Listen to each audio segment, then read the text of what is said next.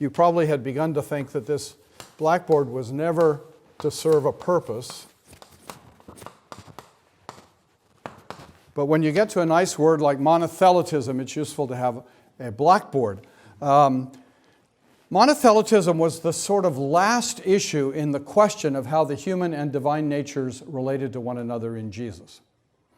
And the church had reached this consensus at Chalcedon 451 that Jesus was one person uniting in himself two full and complete natures, a complete divine nature and a complete human nature, so that he was fully human and fully divine. He wasn't half human and half divine. He's fully human and fully divine.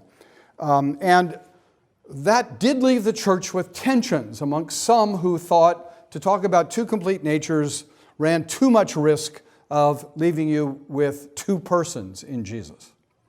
And since that turmoil continued to trouble the church, a theologian, or several theologians, suggested that maybe a way forward would be to say Jesus has two natures, but he only has one will. Monothelitism is the teaching that Jesus has only one will. And the other position, of course, was dithelitism, or diathelitism, that Jesus has two wills. Now, this led to a fair amount of controversy that we don't have to rehearse in much detail, but the church came to the conclusion, I'd really like to poll you, which you think is the orthodox point of view, monothelitism or dithelitism. I do that at seminary. Seminarians almost always get it wrong, which is very distressing. But I try to correct them. Monothelitism was declared a heresy.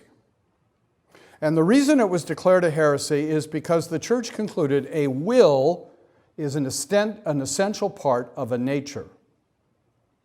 If Jesus didn't have a human will as well as a divine will, it would be very difficult to see him as truly and fully human. We know he has a divine will because he was the Logos from all eternity, and the second person of the Trinity has a will. So we know he has a divine will. If he has only one will, it's just the divine will, and the church, I think, rightly concluded that that would mean he did not have a fully human nature because he wouldn't have a fully human will.